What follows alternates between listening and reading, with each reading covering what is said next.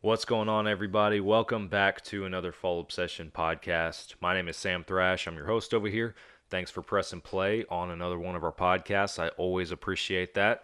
This week, I have a very special guest joining me. His name's Zack Butterfield. He's actually a therapist and has a very unique niche in that world, bridging the gap between mental health needs in communities, oftentimes rural communities, and hunting in the outdoors, and using hunting in the outdoors for those therapeutic purposes and those mental health reasons and everything that a lot of us find value in everything. But he is bringing it to a stage and a platform that not a lot of other folks are using it for, and it's very unique what he is doing. He is the author of a book on that very subject titled Hunting for Happiness. You guys can find that on Amazon, and really enjoy this conversation with him, kind of breaking down some details on exactly how he reaches clientele that a lot of other therapists might not be able to reach or relate to, and what he's doing to bridge this gap between different worlds and everything, and kind of tie it all together. So it's a very interesting conversation. It's not all business. It's not all mental health and therapy talk and everything like that. Zach is a hunter.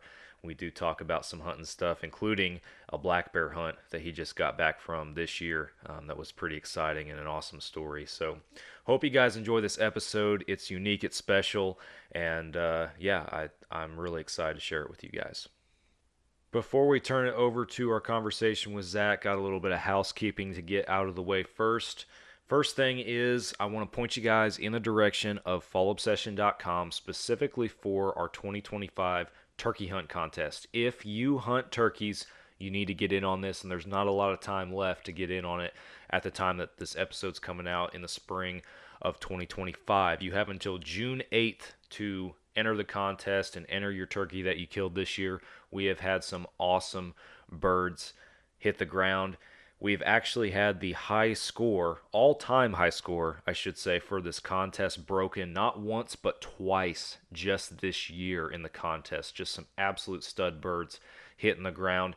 And if you guys are hearing that and thinking, man, my bird's not big enough, you might think again. Go to the website, at least check it out, see how the scoring works and everything like that, so you can get an idea if you're questioning that, and enter your turkey in the contest. We have cash prizes for first, second, and third place, as well as some gear sweepstakes, a hunt giveaway, all sorts of crazy stuff going on with gear from Hoot Camo, Wiley X, VP Archery, a $9,000 safari package from News on Safaris, all sorts of awesome stuff happening in our 2025 turkey hunt contest.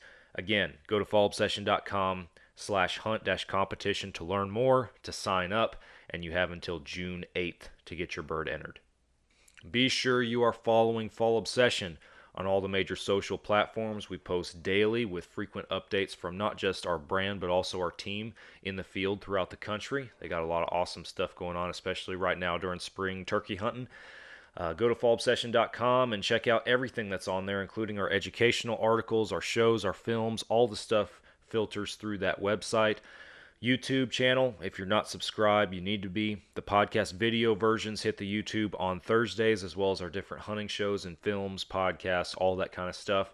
And guys, make sure that you go check out Carbon TV if you haven't already. Carbon TV is like Netflix for hunting, except it's free for you guys, so it's even better.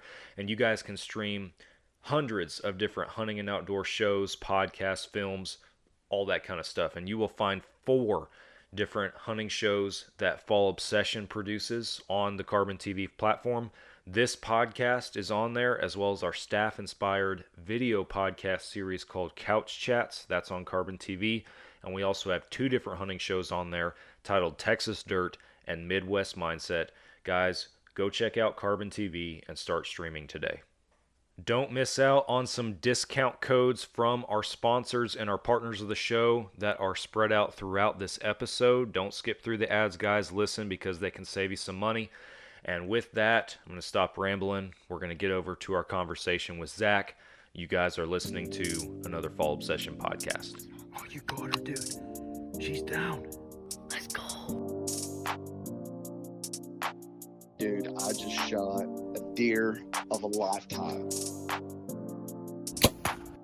Freaking smoked him. one with nature, and if you're a believer, one with God. Definitely gets your heart pumping. Boy, you are in trouble. Fall Obsession Podcast. What's up, everybody? Welcome back to another Fall Obsession Podcast. I'm Sam, hosting you guys as always, and this week I'm joined by Zack Butterfield. Welcome to our show, man. Thanks. I'm excited to be here. Yeah, man, I'm super stoked. We kind of connected a little bit before this podcast to chat about it, and I've been looking forward to this conversation. For our listeners that don't know who you are, though, I want to give you the chance, kicking it off, just to introduce yourself and tell us a little bit about yourself. Yeah, so I'm in Utah. I'm from Utah. Grew up an avid outdoorsman and hunter, and professionally kind of found myself drawn towards like the medical field, and then eventually doing mental health therapy as a counselor. And I found that because of my background and like my love for hunting, there's not a whole ton of therapists in my category. I've probably only met one in my whole career up to this point. Um, but I found that like my clients really resonated with me, especially if they're from like rural communities, like using hunting examples, fishing examples, farming examples.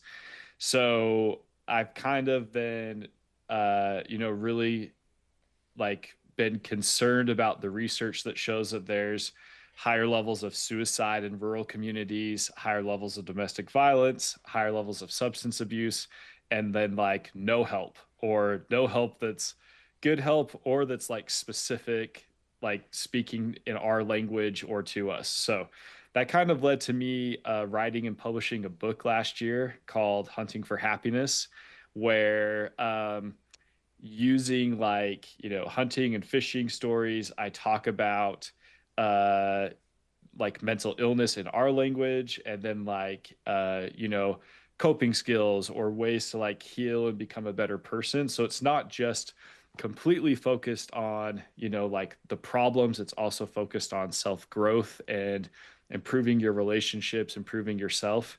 um and really just trying to make it very simple, very fun, very easy to access. But that's kind of my background. That's where I'm at.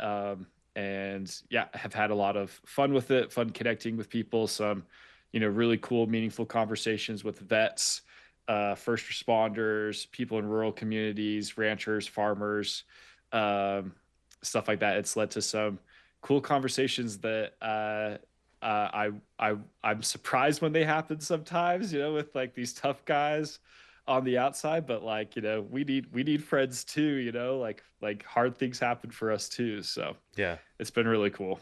That's awesome, man. And I kind of wanted to dive into that just in a little bit more detail too, because I mean, you talked about it being not many people doing what you're doing in your category, I think is kind of how you put it. And Yeah. just from the standpoint of that more rural area, those rural areas, that way of life and everything like that.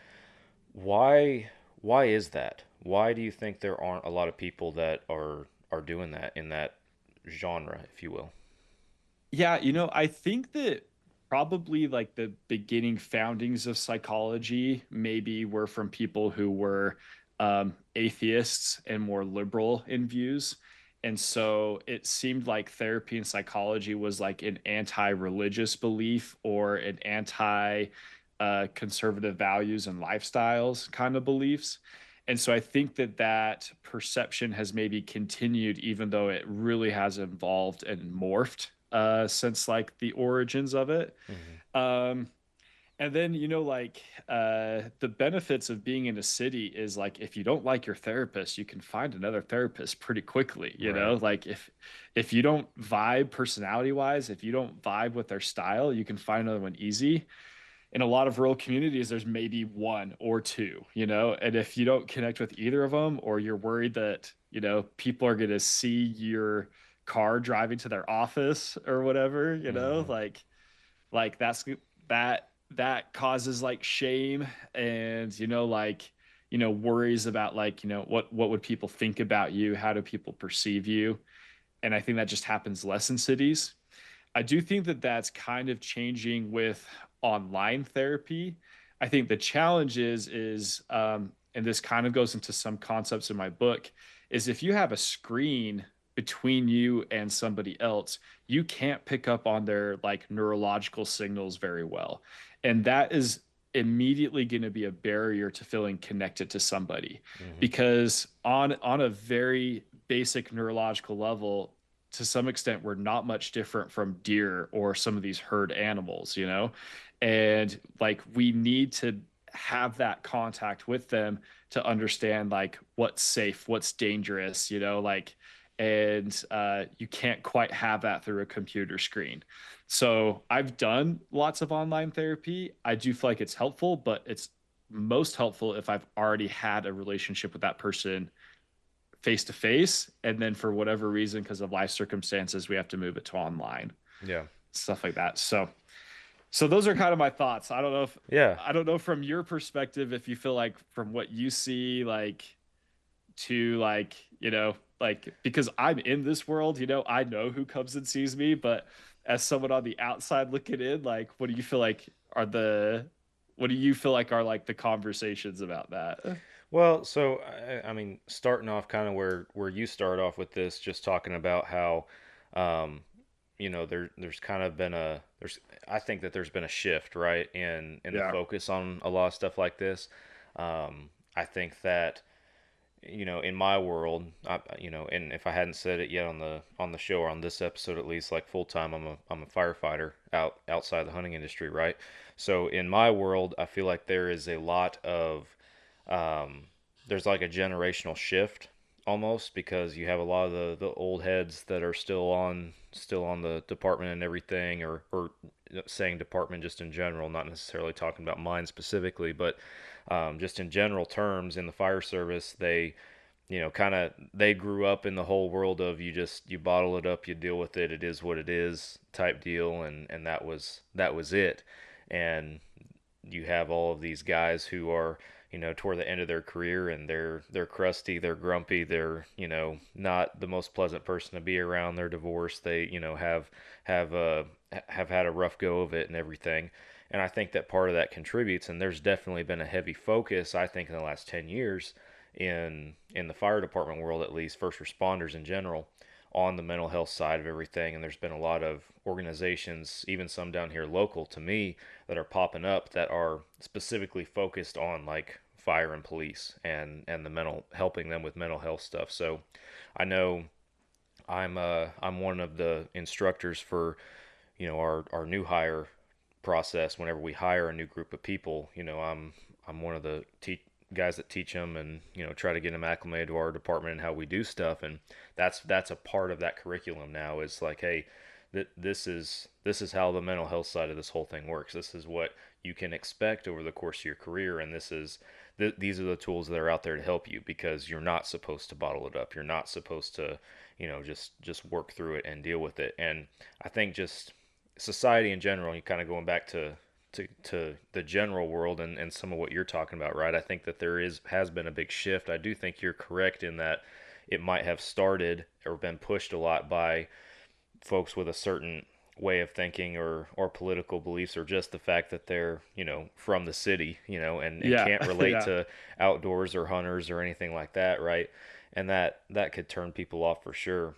But Yeah. I do definitely see that shift, which is a good thing. I do think there is such a thing as going too far with it, and that might be a whole nother conversation, right? Like, um, my world, for example, there are things that you know certain people, like, it doesn't bother them, right? Yeah. Certain Yeah. things that you see or go through, or calls that you run, and it just straight up doesn't bother somebody. But you have all these other people that are all of a sudden rushing to aid, like, oh, are you okay? Do you need help? And it's like, no, I'm fine. At the same time, I signed up to do this job. I understand what's involved.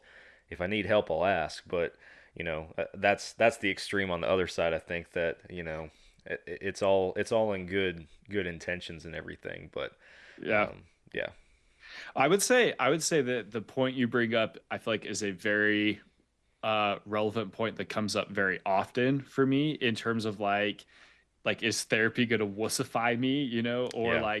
like, am I making a problem of something that's not a problem?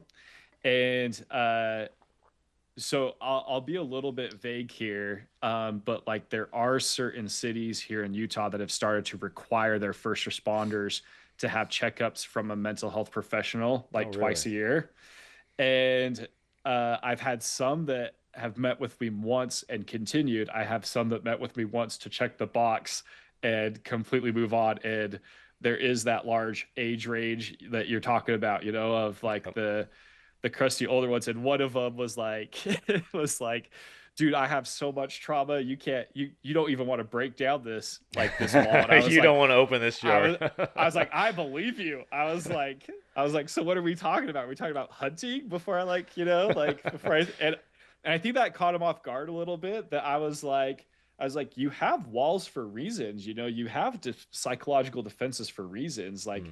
it's not bad to tear those down, you know, like anger, anxiety, stress, like all these things can be very useful. They can also be very destructive, you know, and you know, so to me, you know, there probably is a section of my profession that does coddle and does, you know, like keep people stuck and does like, you know, like enhance the problem. But in my mind, like that doesn't lead to success, you know. Right. And so building more like mental fortitude um is just as important as dealing with things that like are actually bothering you, you know. And I think that, you know, the perception of like talking about your emotions and dealing with your emotions makes you weaker. I don't see that as the case. I think that a lot of people actually are in fear of their emotions or in fear of not understanding themselves. And to me, fear is weakness, you know, like or more like fear in that you don't deal with something, you avoid something, you ignore it, you know, until it becomes like bigger and bigger and bigger instead of like understanding it, expressing it, communicating it. Like I feel like that takes a lot of work and, you know, not easy to do per se. Hey guys, sorry to cut y'all off from the conversation. We'll get back to it in just a second. But first, I want to tell you guys about Hoot Camo. Hoot Camo is one of the best camouflage brands out there for the blue collar hunter. The prices, you can't beat them. The patterns are extremely versatile. They work in so many different environments. I have worn Hoot Camo hunting whitetails, hogs, and turkeys down here in the hardwoods, the mesquites, the scrub brush of Texas. I've worn it in the flatland plains of eastern Colorado hunting mule deer. I've even worn it in the mountains of central Idaho hunting elk. It works in so many different places. It is extremely high quality gear, extremely warm, holds up well against the elements. You cannot beat it. Go to hootcamo.com, use the code FallObsession15 on your next order, no matter how big or small it is, and check out everything that Hoot Camo has on there for you guys. Yeah, no, I agree with that entirely. It is you have to have you can't just be this, you know, and I am not great as good with words as you are, right? You No, can't go just for you it. can't just be this soft squishy thing that's, you know, super sensitive and all that kind of stuff. Like people have to you have to be able to get through life at the same time, and life throws its challenges and everything, right? Yeah. So yeah, I understand that entirely. Yeah. I want to ask you, like, and I might be diving a little bit more than you want to get into how you do Wherever you business, want. but Yeah. I am curious. Like you talked earlier about how you have folks that you know, in the smaller communities, right? You gave the example of, well, I don't want anybody to know I'm you know, seeing a therapist. I don't want anybody to see my car driving to the office. You know, that kind of stuff. But at the same time, a lot of those smaller communities or smaller places, they're more tight knit in that aspect of everybody knows everybody type deal. How do you break that barrier a a group, a community, an area, a rural area, as you're talking about, to let those folks know that they have access to you? Yeah, I would say that the benefit and the cost of what you're describing is that in small communities, word of mouth spreads quickly. Hmm. And so I've had to do extremely little marketing for myself.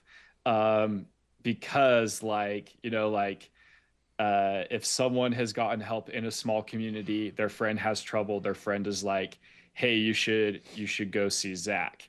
And when that's the case, I also think it's important for me to be upfront that like, if someone comes in and says like, hey, my friend sent me to you, I know they've been working with you. I said like, I appreciate all referrals, but this is going to be between me and you.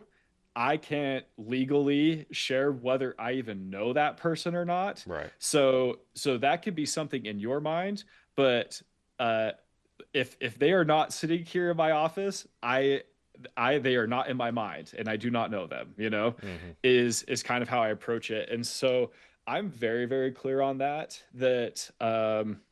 that's the case. I've also had one situation where I had neighbors that did not know they were both seeing me, and uh, they did have conflicts with each other actually, and they did. I don't think either of them ever knew that like I actually knew both sides of the story, Huh. but I just made sure that I wasn't scheduling them back to back. I made sure I was scheduling them on different days. And whoever's in front of me, like I am on their team, which doesn't mean that I coddle them or like, totally enable their point of view. In that case, I just had way more context of, what was going on and why these people were clashing so much. Yeah. I can only imagine that's a challenging spot to be in. And not just for that situation, but just as a therapist in general. I've always I've always looked at that from the standpoint of, man, speaking about me personally, I would have Yeah. such a hard time keeping any bias out of it, man. Like I Yeah. guess I'm too judgmental of a person or something. I don't know, but I like every time I'm focused on that world or in that world, or even talking to mine, it's like, man, it is yeah, I would have such a hard time being in your shoes. So I got mad respect Yeah. for people who can have their own walls and barriers and everything from that side of the table, right? From that seat, and be able to be the person that your client, your patient needs Yeah. in that moment, right? Because Yeah. man, it would be hard for me to not have some some personal thoughts in there too. Well, I think people bring that up to me often, and I think it's my style of therapy is so there's a lot of different beliefs of like what produces change, right? Because if you're going to therapy or seeking out help, your goal is you want something to change. You want something to be different. Hmm. And so there's a lot of different theories and beliefs of what leads to change. And in my perspective, it's awareness leads to change. And so I kind of visualize it as like everyone maybe has like, their lives on the surface, but then they all have like, a cave. And I'd say more often than not, people are, terrified of going into their caves. And so I see it as like instead of like saying like, hey, you should build your house here, like you should farm this area, I see it more as like, hey, let's go in your cave and like I'll carry the flashlight. I'll help you understand yourself. I'll help you understand the whole world, the landscape, but you construct your life. Hmm. And in some of those ways, I don't have to be biased. I don't have to give my personal beliefs. Um, because like that's not going to help them understand them. uh the other part of that is like there's no way you can be unbiased. Like I will always be biased, Right. like. And so I think that as long as I know what my bias is, and if it's a situation, like if like it often comes up where people are like, should I stay married, should I get divorced or whatever. That is never my decision, Right. never my decision. My bias in some of these cases would always be to run and get out and get away, like, and get out fast. But like that's not their life, and so it does no good for me to offer my bias from my life, Right. but help them understand, why are they still in this relationship, why is it beneficial, why is it harmful, is that what they need, would there be something different, can they try changing that, like to me, that doesn't involve much bias helping them understand themselves. Yeah. So, No, that makes total sense. Yeah. yeah. I want to focus also, and because I mean, I, I enjoy these conversations going wherever they need Yes. to, but it is a hunting Yes. show at the end of the day, It is right? a hunting show. So I, Yes. I want to ask you kind of more specifically and maybe in a little bit more detailed sense, how how do you tie hunting in the outdoors, like you spoke about at the beginning, how do you tie that back into what you're doing in the conversations you're having with your patients? Yeah. Can I start by like talking about my bear hunt from a couple weeks ago? Yeah, Because I was going to ask you about yeah. that because I have it in my notes for later. But if you're ready, man, I'm looking forward to hearing about it because you sent me that email when we were trying to schedule this podcast. You're like, Yes. hey, I'm gonna be out of town Yes. next week from the bear hunt. I'm like, oh, let's do it after the bear hunt. I want to hear about the bear For hunt. sure, for sure. I think this will help you kind of see into my mind, Yeah. And so one of the things I have found most fulfilling from hunting is like I feel like to some extent, we do such a deep dive into the animals we're hunting. We know so much about their behavior, we know so much about their patterns, Hmm. and it takes a lot of mental work to be successful in that.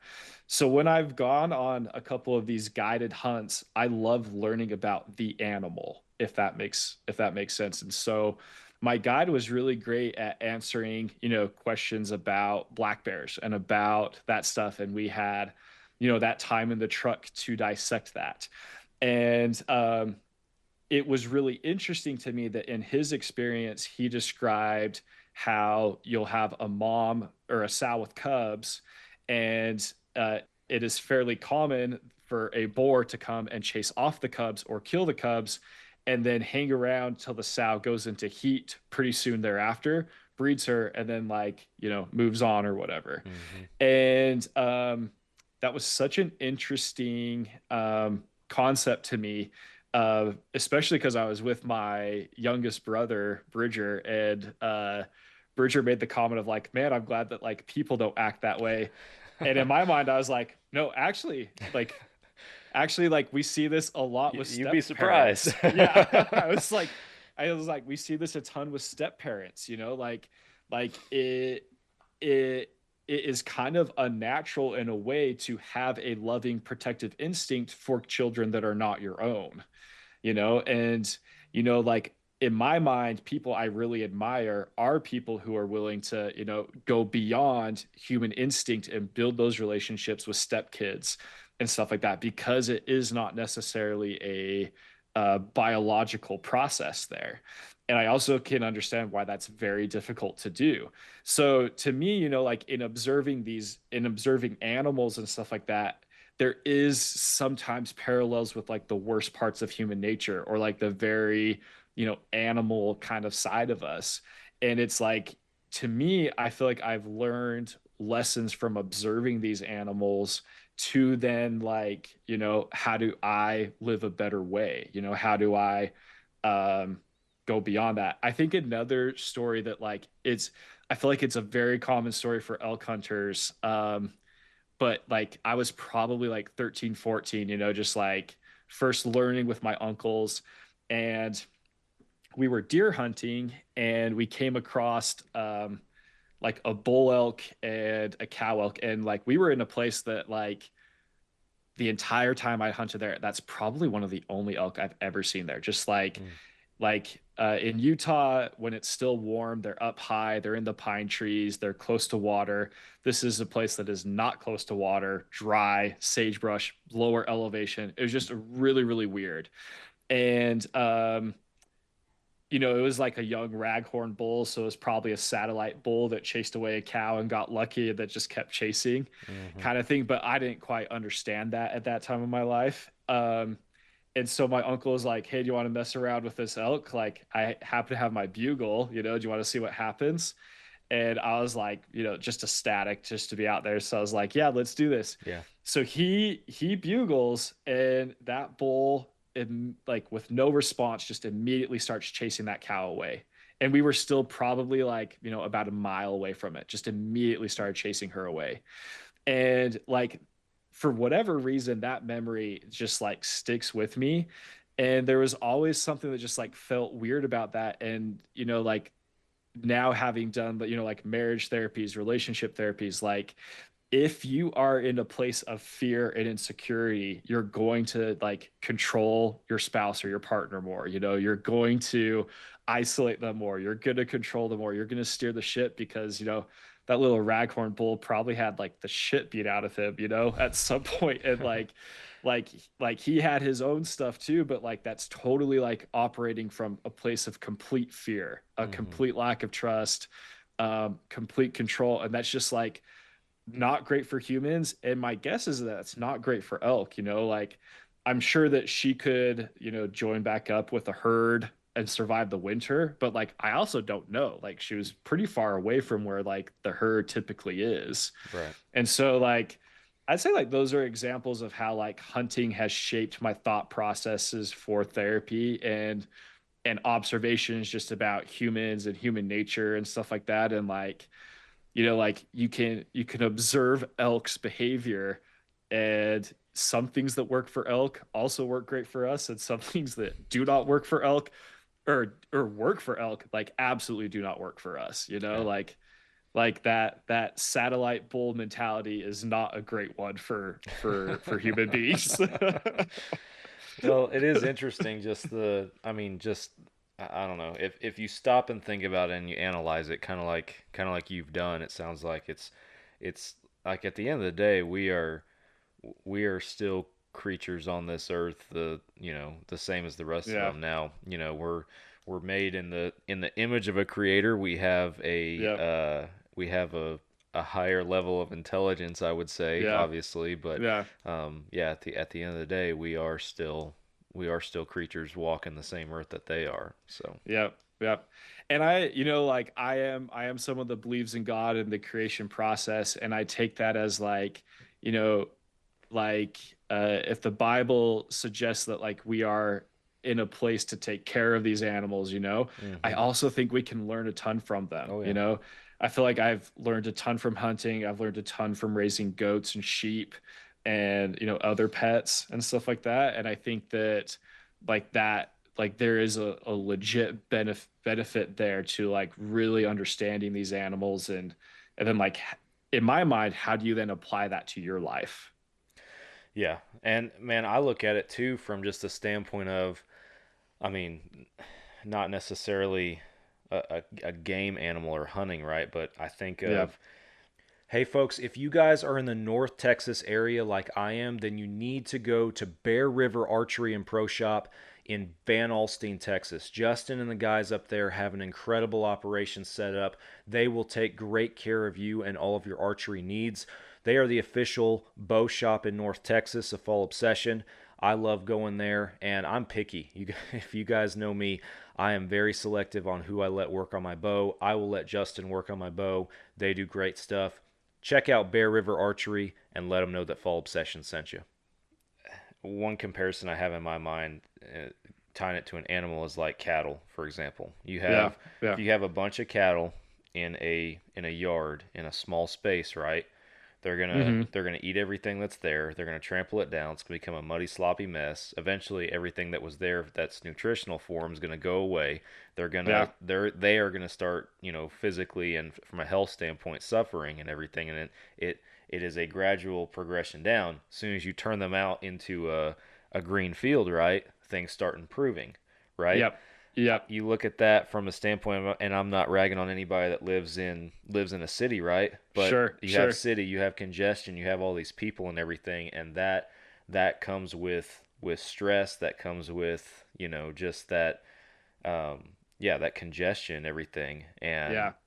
once you get somebody out into the outdoors, out into nature and everything, it can really do them some good and I mean, it's very, anybody that's paid attention, right, or anybody that's hunted or truly gone on a legit hunting trip understands that once you get out there and get away from everything, it's like, kind of that weight's lifted off of you. You have a chance to kind of refocus and everything. And I think physically that's what a lot of us feel in the outdoors, is that Yep.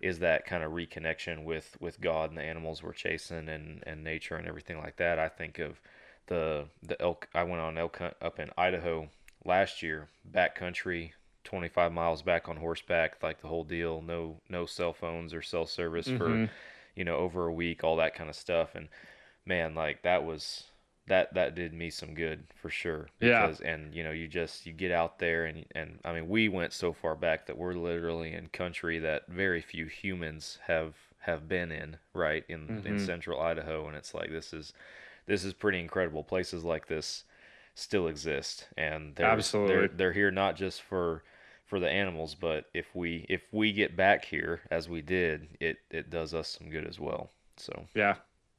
Yeah, I an area that has been of interest of mine recently in terms of like reading research is like research on like what does sunlight do for your body, what does being outside do for your body, and some of the stuff that like I'm starting to read about is like they've noticed that like plants and trees are releasing certain chemicals that impacts the air quality differently than like the air quality in your house and stuff like that. And they're trying to find like how does that then impact your immune system, your digestive system, because it seems like there's aspects of that there too.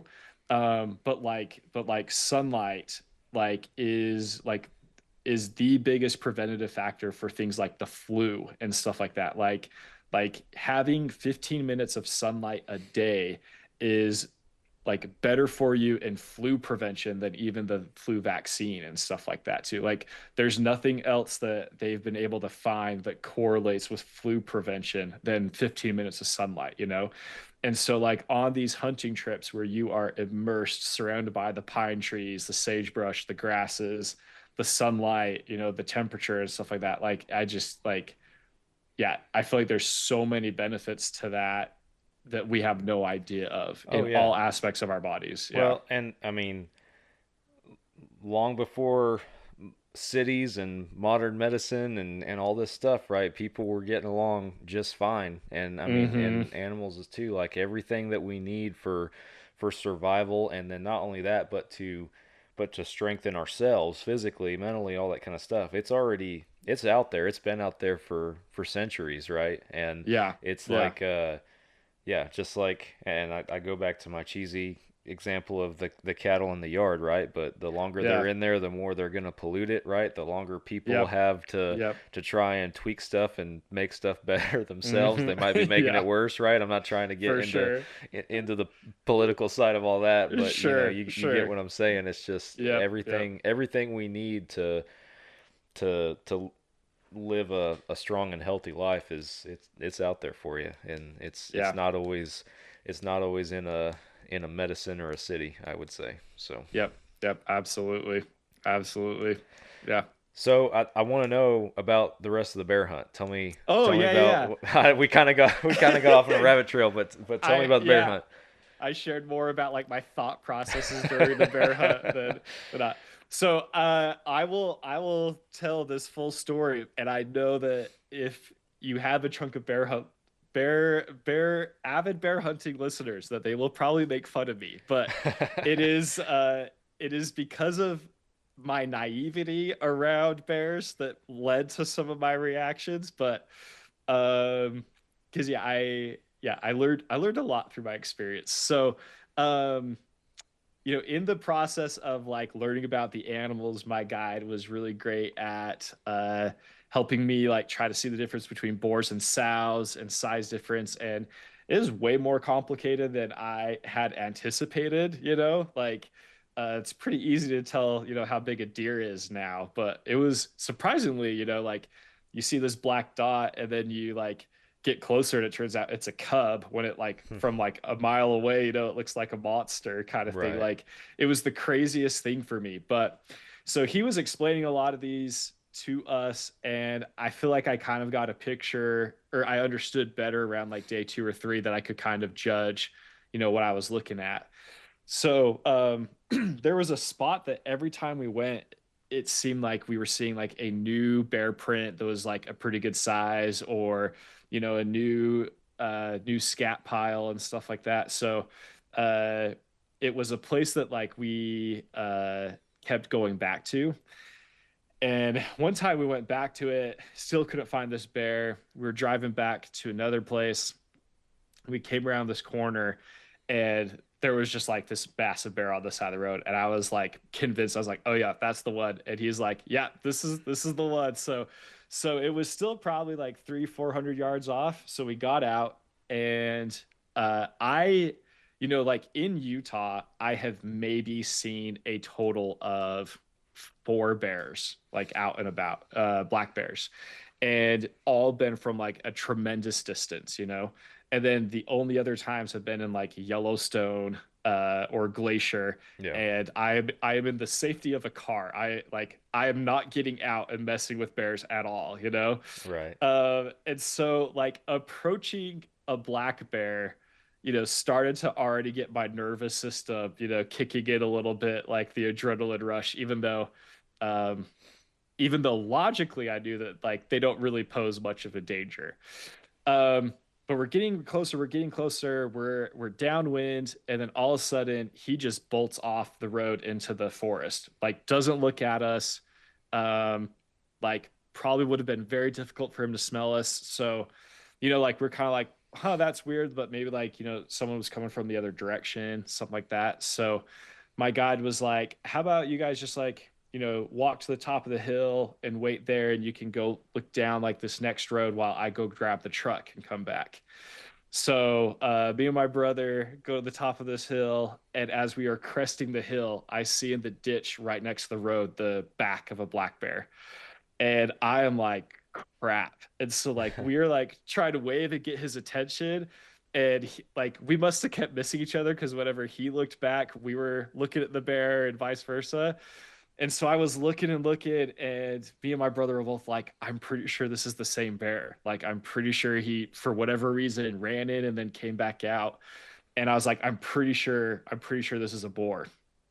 So we are at like 75 yards, and we're sneaking a little bit closer in to see him. And he's kind of waddling away from us.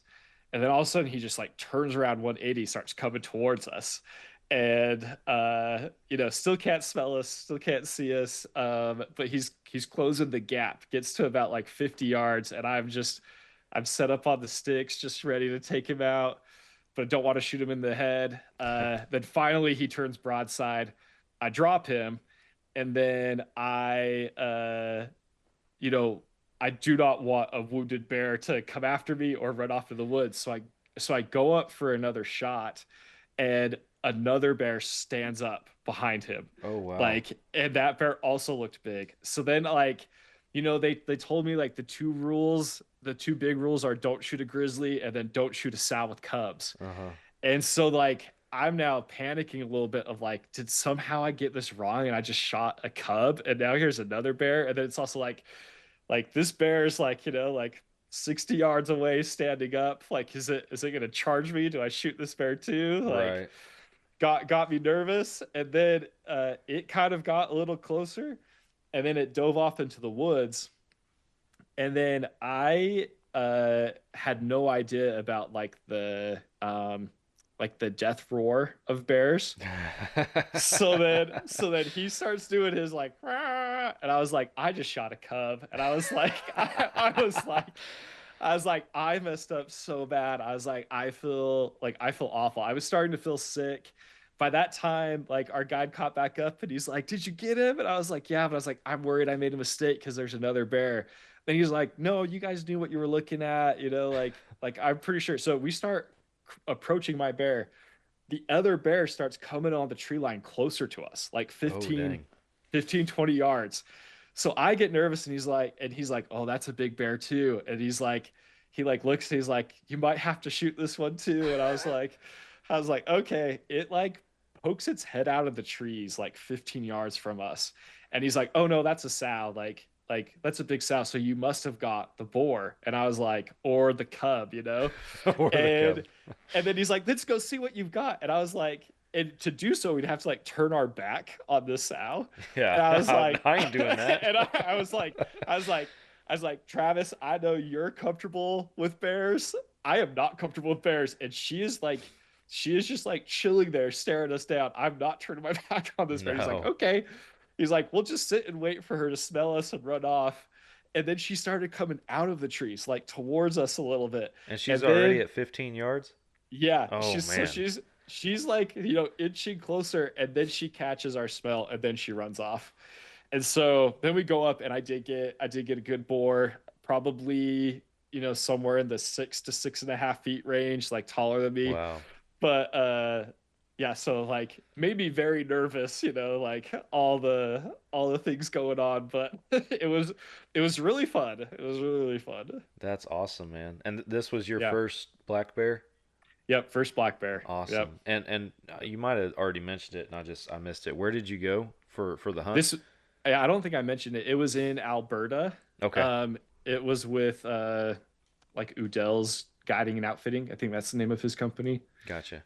But yeah, like I had a great time. It was a fun time. That's awesome. What got you interested in going on a bear hunt like that? I my grandpa and my uncles have definitely been like world travelers in hunting, and especially like Africa, they are all deeply in love with.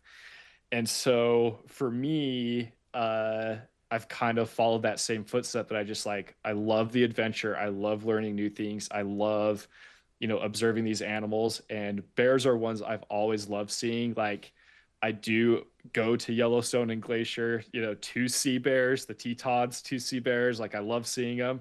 And so it was always kind of an interest of, like learning more about them and like hunting them and stuff like that. So I'd say that was like a big motivating factor. I don't know if it's a hunt I would do again, but like I really enjoyed it. Yeah. It's quickly becoming next on my list. Yeah. I'm trying to do something different every year, and this Uh-huh. year, just due to some personal stuff, I'm not doing any non-resident things outside of Texas this Yeah. year. But um, yeah, I've gotten a pronghorn, I've gotten a mule deer, I've been elk hunting. Still need to actually cross one off the list. Off the Haven't list. and Yeah. but bear hunting is or for black bear specifically, I have got a couple different folks that have thrown out some ideas on some hunts maybe next year going on, and Yeah. I'm interested. My holdup and what I get told is going to hurt me, and I know good and well it can, is I'm archery only, so Yeah. I don't hunt Yeah. big game with a rifle. So that I know with black bears or spring bears especially, that's challenging. So Yeah, I think you could probably do it. It'd still be challenging, but I think you could do it. I mean, I'm I up for it. Like Yeah. I went 25, and I mean, not trying to brag, and I didn't come out with an elk myself, at least we as a hunting party Yeah. did, but it was not my tag on it. But yeah, I went into the mountains of central Idaho with a bow in my hand for elk, and I could have picked up a rifle and filled my tag. I did not, Yeah. and I Yeah. don't know. I'm kind of after that. I'm like, all right, I gotta I gotta I gotta hold true to this. Yeah. I Yeah. can't falter now. So Yeah. I would think it might be a little easier for black bear than for elk with archery, but I mean, I don't do archery, so I'd have no idea. But yeah. yeah. Well, that's I awesome. That's a heck of a story too. That's a Yeah. cool experience, and Yeah. I'm sure if you have like active bear hunting listeners, I'm sure they'll be like, yeah, you had no reason to be nervous, but I was like, I am very nervous right now. Like I don't know what's going on. no, I would probably be right there with you if I got a bear poking its head out at 15 yards away. Man, Yeah. I ain't taking my Yeah. eyes off It of it was either. it Come on. was it was making me nervous. It was making me nervous. Yeah. So Yeah. what kind of hunting did you grow up doing mostly, and what's like your bread and butter, you'd say? Yeah, grew up deer and elk hunting for sure. And I would say that I love elk hunting. I love everything about it. I love like getting in the middle of an elk herd when they're just like bugling full rut, fighting, like all the noises, like you're just completely surrounded by it all. I'd say that I love that. And then uh like I grew up with like my grandpa having some private land, and then when they sold it, been trying to figure out like public land hunting. which has been okay, but very challenging. Um, but like since the hunting season on public land here in Utah does not align with the rut, I still will like love to just like go hiking in the mountains, find the elk herd, and try to get in the middle of them. Hmm. Even though I like am going out in without a gun and anything, and I just love being surrounded by them. Like that is absolutely my favorite thing to do. So They're I'd say incredible that for animals. yeah, I'd Incredible. say for sure elk hunting. Hey guys, Trophy Edits is a Fall Obsession podcast partner. We all have mounts on our walls that represent a significant moment, a significant harvest in the woods for each and every one of us, and photographs can do the same. I'm sure you guys have pictures from years past, hunting with loved ones or being in the woods with family and friends that also represent those big moments. And what Trophy Edits does is they showcase those moments for you guys, just absolutely make your pictures explode and to the level that you guys can put them on the wall and also have that memory forever represented in your home, your office, your man cave, whatever it might be. Give Trophy Edits a chance to do the work for you guys. And again, they make those pictures just absolutely awesome with their professional team of editors. So go to Trophy Edits website. The link is in the podcast description. That lets them know that you guys came from us, and use the code Fall Obsession at checkout to save you guys some money. Um, when I went to Africa for the first time, they asked like what I love about hunting or what's my favorite thing, and I described that with elk, and they said, well, the equivalent of that here is hyenas or hippos, but you, but but you do that at night, and Ooh. I was like that sounds fun. So my second time to Africa last year, I did hyena hunting, and that was the greatest and worst experience of my life. Like Africa during the day is kind of terrifying because anything can kill you, but like Africa at night is truly horrifying. Man, yeah, Like I don't know if I'd be up for that. it was amazing. How I had it described to me was that like also like I can't process the physics of this because like Africa is pretty flat, but when hyenas get going, it echoes. I have no idea how it echoes, but it does. And they describe it to me as like when one responds to you, it's usually miles away. And then they like howl and bark and laugh and stuff like that as they're like running in towards you because you usually set up a bait and then set up a call, a hyena call. And they said that like as they get closer and closer you feel their like bark stuff in your bones. And that was the experience, is like Oh when wow. they first started when they first started barking, I was like, that one sounds close, and he's like, that one is at least 2 miles away. And like as they just get closer and closer, like it is just the most chaotic auditory experience like I've had. It was incredible. On top of that, like when impalas are in mating season, their little like bark moan sounds like demons crawling out of hell. Really? And so yeah, so like they were going off at night. We heard like hippos behind us. There was a leopard that growled behind us one time, and I was just like what is this experience?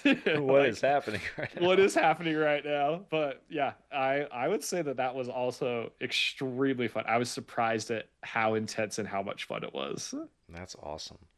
Yeah. When you went over to Africa, did what were you hunting specifically? Did you come home with anything or take Yeah, anything in particular? yeah, lots of things. The first trip was like zebra, impala, wildebeest, kudu, Oh wow. oryx. I got a giraffe my first trip, Wow.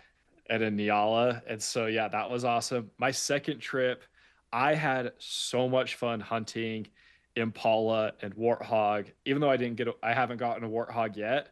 I've had so much fun hunting warthog, so much fun hunting impala, so much fun hunting wildebeest, that my second trip was mainly kind of like the color variations of impala and wildebeest and then like hyena.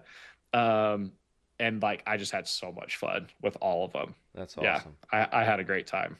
So when's the next trip? Sounds like you're gonna go back at some Oof. point. I I think unfortunately for my bank account, I I am probably stuck doing an Africa trip every like 3 to 4 years. Yeah. So I'm not gonna lie, man. Like I have never been to Africa on a hunt yet. Our yeah. Western regional coordinator here at Fall Obsession, he also works for an African outfitter. He's like Uh-huh. one of their reps over here in the States and everything. And so him and I have had a lot of conversations about it, over the years and stuff. I'm well aware of the price tags, and you're talking Yeah. about these animals, and Yeah. I'm just, man, I'm not gonna lie, I'm seeing dollar signs. I'm like, oh my word, that's an expensive trip. That's awesome, but for It, sure, it you pay for it. But it helps being single. That's probably like that does help. number one on the list. It really helps that I'm single.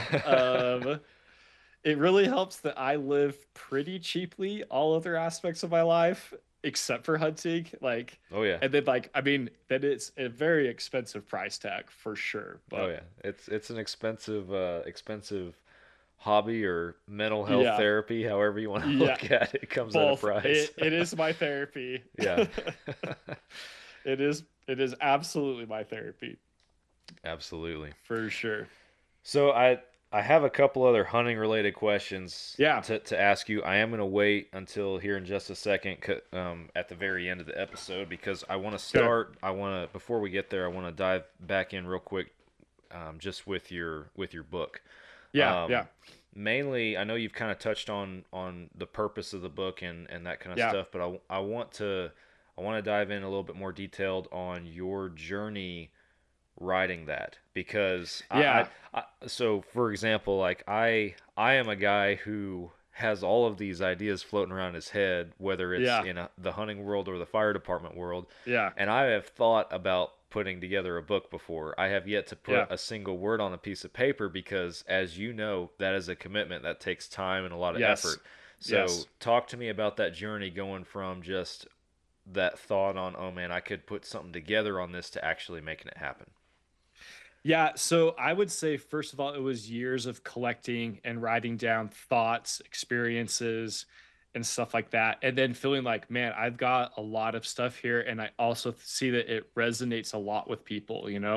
So it kind of came with that little bit of like confidence, of like I feel like I've got some great stuff that relates to people here. So that was the case. But then what really inspired it is my dad sold his business and was interested in writing a book too. And hearing him get into that process really also kind of ignited that fire of like, oh, I've seen he can do it, so I can do it.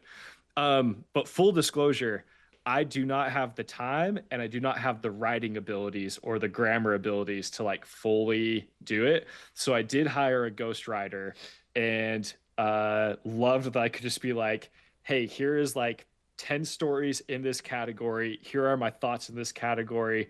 You put it together, kind of thing. Hmm. And I found that she was masterful in that middle process. And then she would give me the rough drafts. And I feel like for me, I was really good at like reading through it and being like, okay, that doesn't sound like me. That's not quite what I believe. That's not quite how the story went. And then I would suggest edits and tweaks, and then she would like update that and send that to me. So I feel like I was really good on the bookends, but that middle section, I did not have the time and I did not have the skill to do that. So that made it tremendously easy. However, that is also costly. So Hmm. I don't know how much I'll ever like recover, the money I've put into the book. But like that wasn't entirely the process behind it because you make such minimal margins off of books anyways. So like my thought process was, like if this can, reach a group of people, if this can help out to some extent, that's worth it for me, even if it's not going to lead a path to, like a financial income per se. But Hmm. just because like I have 11 therapists that work for me. I still see clients, and like that's enough just to sustain my life. So this was kind of like a side project that I also feel important about to, get that out there. But that's kind of the process of it. It was about like a 10-month process where um to do that. And then like I think that because I love reading, I've been an avid reader my whole life.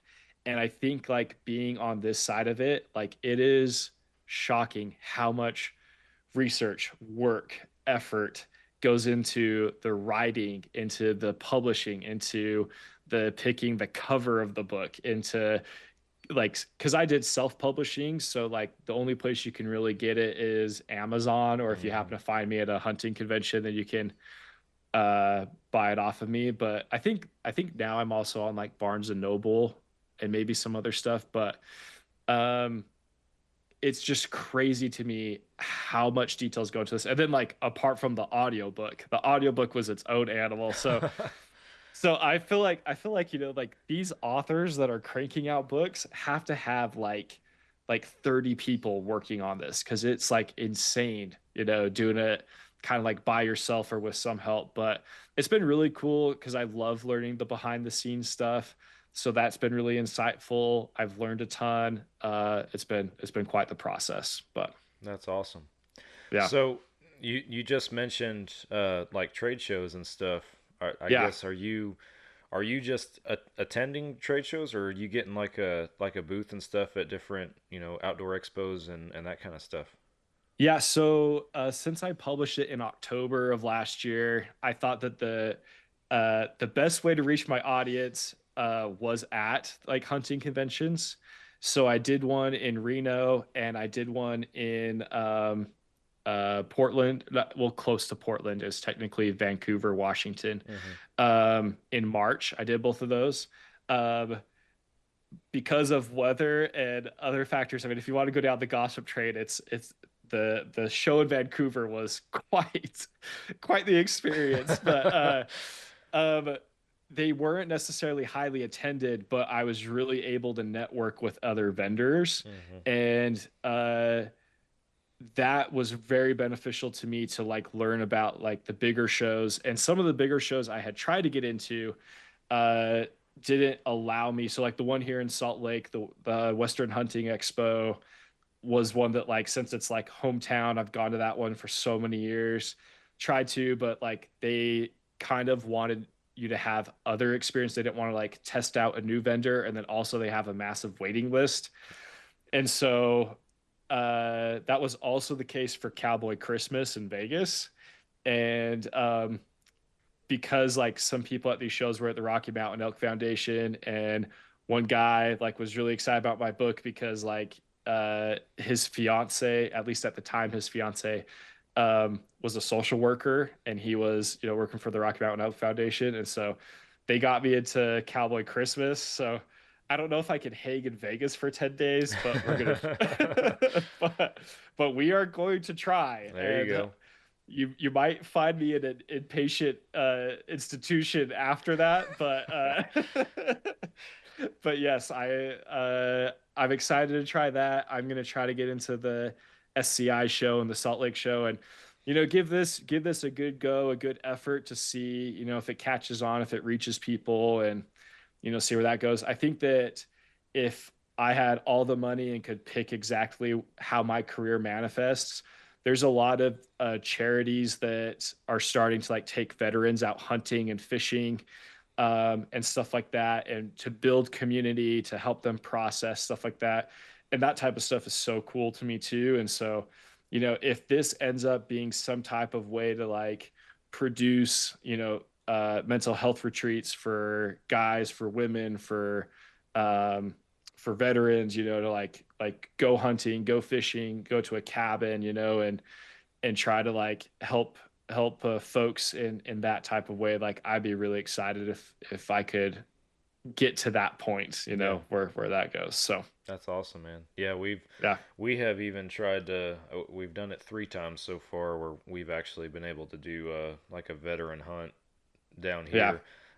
Have a local guy on our team that has from time to time donated that hunt basically on his hunting ground and everything, and yeah, select a veteran and taking him out there. We've had a couple of folks were local from down here, and another guy was from California that came down to hunt. Never he was a hunter, but he had never hunted a whitetail deer before, so uh-huh, it's a pretty cool experience for him and everything. But yeah, yeah, there's a ton of value in that, and I think like Waylon, that gentleman, he's the hunt host in that sense, right? But I've gotten to tag along just as kind of the Fall Obsession representative, and then I've gotten to film and create content and do a little production with them. Yeah.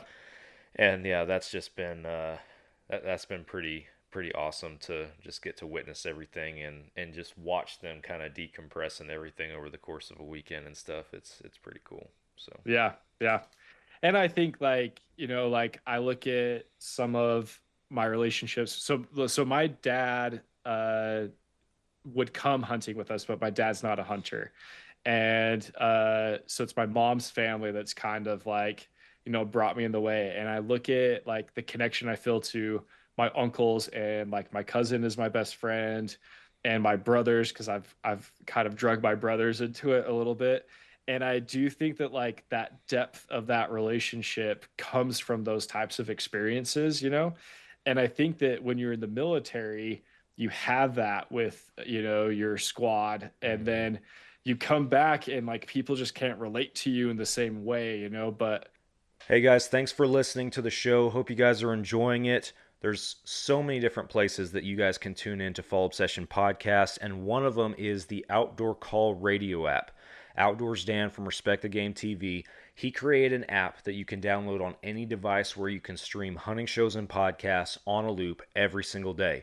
Our show, Fall Obsession Podcast, plays on that loop on Mondays. That's the same day as our new publications on the other apps. And there's also tons of other hunting shows and podcasts on there that you guys can listen to. Go download the Outdoor Call radio app today. It is free. You can start streaming immediately. And be sure that you follow their Facebook page, because Outdoors Dan does some live radio shows throughout the week. And even if you are not local to those radio stations, his broadcasts are shared on his Facebook Live. It's Outdoors Dan and the Outdoor Call radio app. Go download it today. I do think that what I've observed from a distance of some of these charities is some really great work that you're rebuilding that through hunting camps. You're rebuilding that support system, and so I think that that's really awesome, because that can help them then feel more at peace and comfortable, and then their body can relax from the war. Yeah, no, 100%. I couldn't agree more with you, man. That's spot Yeah. on. Yeah. Well, I know for the time we have for the episode, I know we're getting close. I wanted to ask you a couple of questions I ask every first time hunting guest on our show. Yeah. The first one is, tell us a little bit about one of your favorite hunting memories in your life. I'd say the hyena one is probably it. So I already talked about that one. So I'd say that I got a pretty decent elk, and that was probably like my best day of elk hunting, where saw over 300 elk, got in the midst of several groups, saw like some really interesting looking elk. There was one elk we saw that was as black as a moose. At first I thought it was a moose, and then I thought it was a moose with elk antlers, and then realized it was like just like a really, really black elk. But probably would have taken a shot at him if he wasn't kind of like a raghorn. So like really cool to see, like have an elk charge into like 10-15 yards, like ready to fight, and then they smell you, and then they're confused to what you are, and then they run away. And the bull I got was fighting with another bull with a large group of cows, and then the cows started paying attention to us, so they started running, but the bulls were too distracted, too caught up in fighting each other and chasing each other. So we just kind of like paralleled them through the trees as like this whole herd is moving in chaos. And then we get to this open area, and the elk kind of go up into this open area, and the bulls split apart. And my uncle was like, the one on the left is, thicker. The one on the right's got a better 6-point. He's like, which one do you want? And I was like, the thicker one. And just like, popped shot, dropped it. And then just so excited. And, I talk about this, a part of this story of my book is like, gun safety, I'd say for the large majority of us, is like very strict, like very strict rules around, gun safety. And so like it was drilled into my head, like you empty you empty the case, and make sure it's empty, and then you take like the safe shot before you put your gun down. So we got up to my bull. I had thought that I had emptied out my chamber, but in all the excitement, I must not have, because I pointed my gun in a safe direction, pulled the trigger, and it shot off another shot. Oh, And scared all of us. And I got a lecture for it, and I was like, I deservedly so got a lecture from it. But yeah, I was, like, because those rules were so ingrained in my head of, like, thankfully I was like pointing in a safe direction, and so yeah, all of that was fine. So awesome. yeah, so yeah. I'm glad. Well, the elk stories, those are always awesome. I'm glad you mentioned the hyena when I asked this question. I'm always interested on what people's favorite hunting memories are. I think you're the first guy I've had on the show that their favorite memory involves a hyena. So Yeah, that's a first. I yeah. like that. It was But, it was I was told I was extremely lucky. I was told I had pretty easy and unique hyena hunting experiences, but man, it was intense. Like, it was so intense. It was so great. I that's loved it. awesome. Yeah.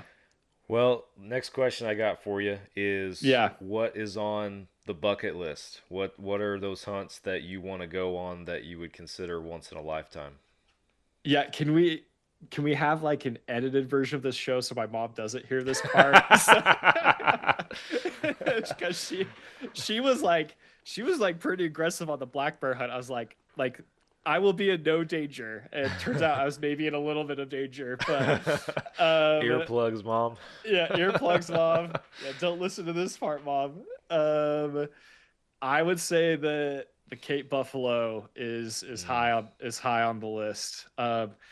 I say there's the list of like I don't have the finances for, and then there's the list of like, like probably within range. The one Yeah. that's within range is definitely the Cape Buffalo. Um, I've got 3 out of the 4 of the color variations of Impala. So I'd say like getting the white flanked Impala is on my list. And the warthogs have kept escaping me. So warthog is on my list. As weird as that sounds, it was so much fun. Um, if I'd say moose is on my list, grizzly bear is on my list. If and then outside of my current financial range, I'd say like the Dall sheep, the Marco Polo sheep, um, the tar, I think the red stag is maybe within my range, but I'd love to go to like Argentina or New Zealand for that. So Yeah. so my list is unfortunately very long. I don't know anybody who doesn't have a long list. So Yes, yes. So we'll see what I can make work for sure. that's awesome. That's good stuff. Good Yeah. experiences for sure. Well, man, in closing, just for our listeners, tell them where they can find you, where they can get the book, where they Yeah. can follow along if that's an option, or even if somebody's out there that's been listening to this podcast and they're like, man, I might want to talk to this guy, then Yeah. how does that happen? So the book, easiest place is Amazon. I think it's on Barnes and Noble now. So far the audiobook is only on Audible. Um, I would say social medias. There's a Facebook page and an Instagram page, Hunting for Happiness, that you should be able to find. I am not good in the social media area, so my clinical director's wife is, and so she kind of manages those things for me. And she does a great job. She takes clips from the book and other stuff like that. Um, I would say that to pursue me for therapy is a little bit complicated because it does kind of depend on what state you are in terms of being allowed to practice outside of your state. There's a really cool law that has started to be put into place by, I think, over 25 of the states, where if you have a license in that state, you can perform therapy in any of the other states. I do think Texas is a part of that. The law is the counseling compact, so you can look that up. Utah is in that, but I don't think it goes into effect for another year or two. So then it just depends on what laws does your state currently have. The second problem is I do not really have space for new clients. Okay. I probably should have asked that before I threw it out there, but yeah. So no. So I do not have space, but I have lucked out to have some really talented therapists working for me, like extremely talented therapists. And although not all of them are hunters, I'd say actually probably none of them are hunters. They've read my book, they interact with me, they know my thought process, and a lot of them have very similar therapy styles to me and have been, like drawn to me for that. And so, any of my employees are so talented. And I do, on occasion, can help people try to find a therapist. But I'd say like the other thing too is like you don't know till you try it. Like give it 2 or 3 times. If it's not for you, try somebody else. Like that's kind of my thought process with that. Gotcha. But well, appreciate the insight. I encourage our listeners to pick up the book if they haven't already and check that out. And man, before we wrap it up, is there anything else you got or anything else you want to add or hit on before we shut it down? Nothing other than like, I think something I say in the book is like the best way to cowboy up, is like deal with your issues, make better relationships, communicate better, just like don't avoid, don't delay, just like it's so worth it, like living a better life, having better relationships is worth kind of the awkward, painful, clunky process it is. And so just go for it. Absolutely. Well, Zach, I appreciate your time, man. Thank you for coming on our show to share some of your insight and kind of your unique journey and this niche that you have going on and everything. I think it's pretty cool and well served for sure. So I appreciate your time and thanks for coming on the show.